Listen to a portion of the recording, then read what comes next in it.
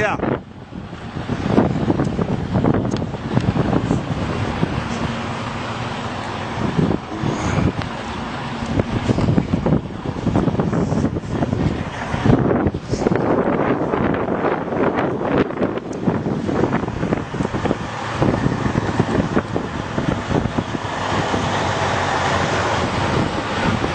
Goes all the way to Washington, D.C., huh? Goes all the way to Washington, D.C. I don't know. Yeah, you Homeland Security? No. Yeah. How far have you taken this down to, how far have you actually ran a load?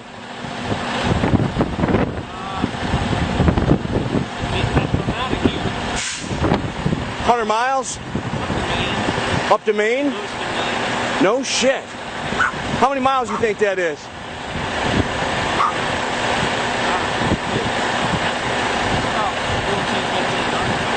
Man, that's unbelievable. Not to mention, I heard there's one that goes all the way to Colorado, right? Unbelievable. What do you think you're hauling? Any idea? Crap. Yeah, okay. Yeah. Crap makes all kinds of stuff. Yeah. You don't really know. Yeah. I know there's been a lot of military stuff being hauled around lately, that's for sure, huh? Yeah, but not in here. We deliver to military. Gotcha. Gotcha. For their food. Yeah. Yeah. Yeah. Well, I appreciate, I heard there's water supply, food supply, everything's in there. Huh? Yeah, unbelievable. But you don't get no cell phone service. No. Peace, brother.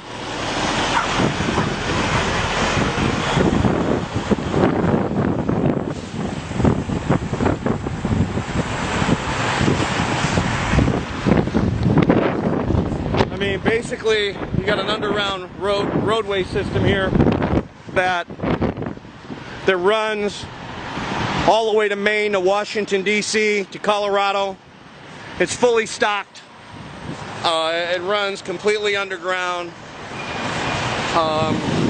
And you can see they've been hauling tons of military equipment. You know, they're stocking all these bases. Now, the other thing is the railroad system here is also very strategic. They're bringing in boxcar loads and they're dump shipping here, and they can really deliver to all these locations, which these locations go all the way to Area 51. These locations go all the way to Washington, D.C. There's access underneath the White House to this location, okay? So this is a strategic location, which is really the new command center for the Illuminati and the United States government. Well, forget the United States government.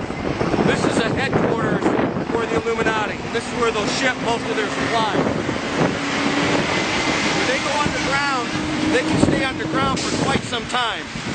And this is stocked with food, water, everything they need. It's an underground city.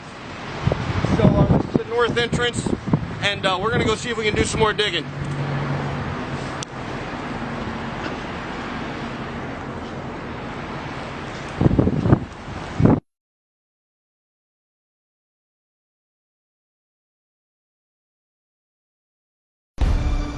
Well, it would seem some very strange happenings are going on. First, I remind you to go back in history and remember Donald Rumsfeld's comment the day before the attack of 9/11, where he said that the Pentagon had lost $2.3 trillion, and then just fortunately, then the Pentagon was destroyed the next day on 9/11/2001. Well, I believe a lot of that money went to go to spending for certain operations for the CIA, FEMA, Homeland Security, and a lot of that was building underground military complex. Fast forward to August of this year, if you remember that DC that happened, Virginia, Washington DC, and also in Colorado, there's evidence pointing to that not being an earthquake as much as it was probably a nuclear explosion done by the good guys, the Black Ops military, who found out about the the evil plans of the globalists that were planning on killing off a huge percentage of the population and going and running and hiding in the military underground complex. So what they've done is cut off some escape routes during that time. And the reason I say it was probably nuclear as opposed to an earthquake is the seismographs show that there were no primary waves associated with these two explosions, and they were very shallow, and also in an area that doesn't receive many earthquakes. Now, the latest report that I'm getting is long about September 20th, 21st, 22nd of this year, there were at least 13 very powerful underground explosions rocking the United States Midwest, and they registered as small shallow earthquakes with the USGS. Many of the underground high explosive detonations registered as 2.6 magnitude earthquakes. So what they're saying is the U.S. military is sealing off the tunnels so that the globalists and the U.S. ghost government, i.e. the Federal Reserve bankers, FEMA, the DHS, CIA, they can't run and hide from what they're predicting to occur here long about September 27th, give or take a day or two of this year, here just real soon. Officers in the U.S. military didn't seem to be aware of Obama and the globalist plan converging on Denver for a DEFCON 1 meeting, meaning nuclear war imminent, a cocked pistol drill. Email was sent to the U.S. Air Force Office of Special Investigations on September 21st of 2011 to alert them to a planned false flag nuclear detonation on U.S. soil somewhere in the American Midwest. The U.S. Air Force Office of Special Investigations were the ones who raided the Citadel gun and safe store in Las Vegas on August 21st to recover stolen nuclear warhead detonators. They were the ones who intercepted the transfer of improvised nuclear warheads by the CIA in the tunnels that connected the deep underground military bases on August 23, 2011.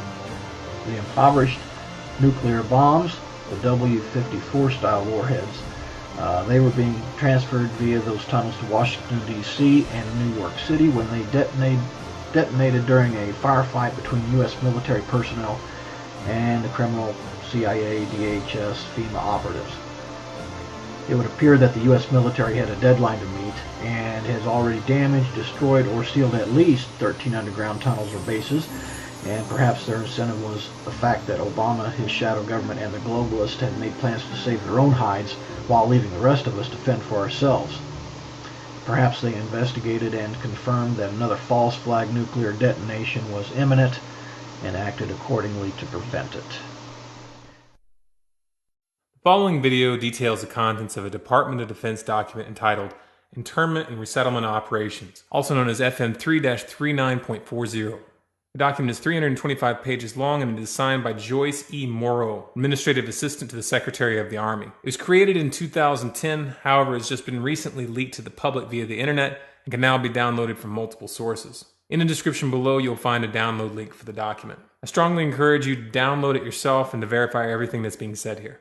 The document outlines military procedures for internment and resettlement of civilians, and it describes the layout and the administration of these internment camps. It clearly states on page 38 that it applies within U.S. territory, and it specifically addresses the detainment of U.S. citizens, as is indicated by the identification procedures for new prisoners on page 146, which states that social security numbers are to be recorded alongside their photograph and fingerprints. Included in the list of organizations which may be involved in these internment operations are the Department of Homeland Security, FEMA, the Department of Defense, and the United Nations. On page 56, the document outlines the responsibilities of psychological operations officers within the camps, among which it states that a PSYOP officer develops and executes indoctrination programs to reduce or remove antagonistic attitudes and identifies political activists. On page 281, the document goes into more detail regarding the role of psychological operations within the camps, specifically in regards to pacifying the population and ensuring cooperation. On page 238, it gives the conditions for the use of deadly force in such camps. Among the justifications for lethal force, it includes to terminate an active escape attempt. That point right there should make it clear that these camps are not benevolent disaster relief type facilities. On page 244, the document calls for the use of snipers during riots to, quote, scan a crowd and identify agitators and riot leaders for apprehension and fire lethal rounds if warranted.